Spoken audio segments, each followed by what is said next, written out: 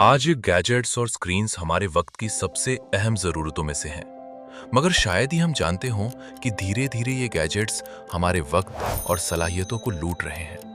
अगर हमें इन गैजेट्स की लूट से बचना है और इनका सही इस्तेमाल सीखना है, तो हमें रोज़े की प्रैक्टिस से फ़ायदा उठाना चाहिए।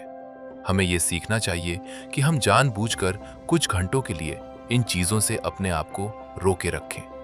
रोज़ा हमें सिखाता है कि जो चीज़ें हमारी लत बन चुकी हैं, उनसे कुछ देर के लिए खुद को महरूम कर लें, ताकि हम अपनी मशीनी जिंदगी से निकलकर अपनी असलियत को पहचान सकें।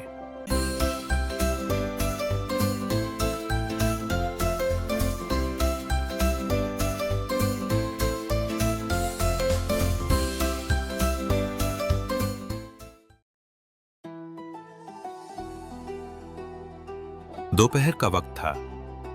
सूरज की तपिश कमरे की खिड़की से छनकर फर्श पर सुनहरी लकीरें बना रही थी।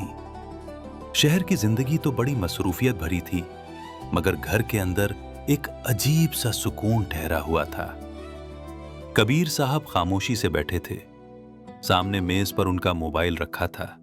स्क्रीन पर बार बार लाइट जलती, नोटिफिकेशंस की आवाजें आती, लेकिन आज उन्होंने एक गहरा सांस लिया और बहुत ही इत्मीनान से मोबाइल को उल्टा करके रख दिया।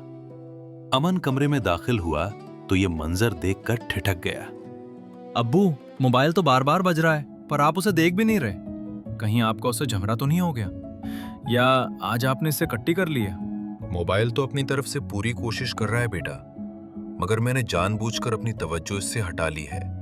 रमजान के इस महीने में अपनी रूह के सिग्नल बेहतर करने के लिए इस बाहरी शोर से मैं खुद को काट रहा हूं। दरअसल रोजा महज एक जिस्मानी कसरत नहीं, बल्कि एक आत्मिक क्रांति यानी रूहानी इनकलाब है। यह हमें अपनी जरूरतों के आगे बेबस होना नहीं, बल्कि उन पर हुकूमत करना सिखाता है। पर अब्बू, मोबाइल तो अब सांस लेने जैसा जरूरी हो गया है। इसके बिना आज के दौर में कैसे काम चलेगा? कबीर साहब मुस्कुराए और बच्चों को खिड़की के पास ले गए। बाहर सड़क पर एक मजदूर पसीने में शराबोर ईंटें ढो रहा था। उसकी पेशानी पर चमकती बूंदें उसकी कड़ी मशक्कत की गवाही दे रही थीं। कबीर साहब ने उस मजदूर की तरफ इशारा करते हुए कहा, बच्चों, जरा रफीक चचा को देखो। इस चिलचिलाती धूप में उनका हलक सूख रहा है और जिस्म टूट रहा है। उन्हें इस वक्त पानी की जितनी शिद्दत से जरूरत है, उतनी जरूरत तुम्हें अपने मोबाइल की भी नहीं होगी। लेकिन देखो, पानी सामने मौजूद है, प्यास बेताब है, फिर भी उन्होंने उसे हाथ तक नहीं लगाया। क्यों? क्यों अब्बू? क्योंकि उन्होंने अपनी जिस्मानी जरूरत को खुदा की रजा के ताबे और अधीन कर दिया है। उनका मकसद सिर्फ भूखा रहना नहीं, बल्कि ये साबित करना है कि उनकी रूह उनके जिस्म की गुलाम नहीं है। बच्चे खामोश होकर अपने अब्बू की बातों की गहराई में खो गए। देखो बेटा, खाना और पानी जिंदगी की बुनियादी जरूरत है। इनके बिना इंसान का वजूद मुमकिन नहीं। लेकिन रोजा हमें सिखाता है कि सब कुछ सामने मौजूद होते हुए भी, जरूरत की इंतहा पर होते हुए भी, वक्त का इंतजार करना ताकत की असली पहचान है। अपनी इच्छाओं को लगाम देना ही असल बादशाही है। तो क्या रोजा सिर्फ भूख बर्दाश्त करने की एक एक्सरसाइज है? नहीं बेटा, रोजा सिर्फ भूख बर्दाश्त करने की एक्सरसाइज नहीं है, बल्कि ये हमारे अंदर सब्र की कुव्वत पैदा करता है। अब्बू, रोजे में सब्र का क्या मकाम है? और भला महज भूखा रहने से ये खूबी कैसे पैदा हो सकती है? सब्र रोजे की रूह है बेटी। सब्र का मतलब सिर्फ हाथ पर हाथ धरकर बैठना नहीं है, बल्कि अपने जज्बात पर काबू पाना है। मसलन, जबान पर कोई कड़वा लफ्ज आए और हम उसे पी जाएं, गुस्से की आग भड़के और हम उसे अपनी खामोशी से ठंडा कर दें। किसी चीज को हासिल करने की शदीद ख्वाहिश और बेताबी हो, मगर हम सही वक्त और सही तरीके का इंतजार करें, यही सब्र है। रोजा हमें याद दिलाता है कि हम अपनी मर्जी और अपने मन की इच्छाओं के नहीं, बल्कि अपने मकसद के पाबंद होने चाहिए। यही वो रूहानी प्रैक्टिस है जो हमारे बेलगाम नफ्स को लगाम देती है और हमें एक आम आदमी से एक बेहतर इंसान बनाती है। आज गैजेट्स और स्क्रीन्स हमारे वक्त की सबसे अहम जरूरतों में से हैं, मगर शायद ही हम जानते हों कि धीरे धीरे ये गैजेट्स हमारे वक्त और सलाहियतों को लूट रहे हैं। अगर हमें इन गैजेट्स की लूट से बचना है और इनका सही इस्तेमाल सीखना है तो हमें रोजे की प्रैक्टिस से फायदा उठाना चाहिए। हमें ये सीखना चाहिए कि हम जानबूझकर कुछ घंटों के लिए इन चीजों से अपने आप को रोके रखें।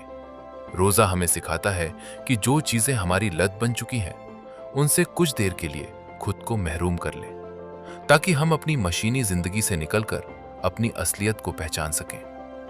मतलब हम रोजे में सिर्फ खाने पीने से ही नहीं बल्कि जिंदगी की इस अंधी दौड़ से भी रुकते हैं। बिल्कुल सही। रोजा हमें भीड़ से निकालकर उस रास्ते पर लाता है जहां हम नेमतों की कद्र करना सीखते हैं, जहां हम शुक्र करना सीखते हैं और जहां हमें होने और न होने के बीच का फर्क समझ आता है। रमजान वो महीना है जब हम अपनी जरूरतों को पोस्टपोन करना सीखते हैं और अपनी जात पर फोकस करना सीखते हैं, ताकि हम रूहानी और अंदरूनी तौर पर मजबूत हो सकें और हमारी पर्सनैलिटी का डेवलपमेंट हो सके। लेकिन अब्बू, ये होने और न होने के बीच का फर्क क्या है और रोजे के जरिए हम इसे कैसे समझ सकते हैं? देखो बेटी, सबसे पहली बात तो ये कि इंसान की फितरत है कि जो चीज उसके पास हर वक्त होती है वो उसकी कद्र नहीं करता। जैसे फ्रिज में ठंडा पानी, मेज पर सजा खाना या माँ बाप का साया। ये चीजें अक्सर हमारे आसपास मौजूद होती हैं, मगर जब मौजूद होती हैं तब हम इनकी कद्र नहीं करते। रोजा हमें कुछ घंटों के लिए चीजों के न होने के एहसास से गुजारता है। जब दिन भर की प्यास के बाद शाम को इफ्तार के वक्त पानी का पहला घूंट हलक से उतरता है, तब हमें समझ आता है कि यह महज पानी नहीं बल्कि रब का कितना बड़ा इनाम है। दूसरी बात यह कि एक अमीर आदमी के लिए खाना हमेशा मौजूद होता है। उसे कभी भूख की तड़प यानी खाना न होने का अंदाजा ही नहीं होता। रोजा उसे उस मजदूर या मजबूर इंसान की सफ में ले जाकर खड़ा कर देता है जिसके पास अक्सर खाना नहीं होता। जब पेट में भूख की लहर उठती है तब हमें उन लोगों का दर्द महसूस होता है।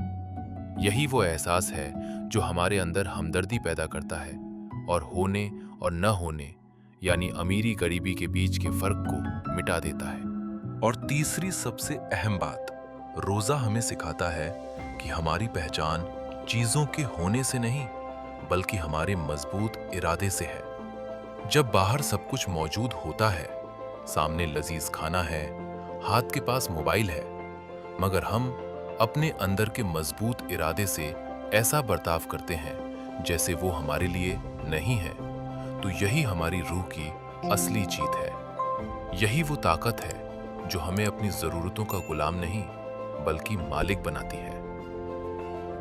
उसी वक्त आसमान पर नजर पड़ी तो सूरज नारंगी हो चुका था, जो इस बात का इशारा था कि अब वो डूबने के करीब है। कबीर साहब उठे और बच्चों के कंधों पर हाथ रखा। चलो अब इफ्तार की तैयारी करें। अब्बू, क्या आज हम रफीक अंकल को भी इफ्तार में शामिल कर लें जो नीचे सड़क पर काम कर रहे हैं? हाँ हाँ बेटा, क्यों नहीं। हम उन्हें आज की इफ्तार में शामिल करेंगे। और बेटा, ये जो हम रोजे में किसी को इफ्तार कराते हैं ना, ये सिर्फ इफ्तार नहीं होता बल्कि हमारे एहसास की परख होती है कि रोजा रखकर हमारे अंदर दूसरों की भूख का एहसास बेदार हुआ या नहीं। बेटा, अगर दिल में ये एहसास जाग जाए तो यकीन जानो तुम्हारा रोजा मुकम्मल हो गया। यही वो एहसास है जो रोजा हमारे अंदर पैदा करना चाहता है।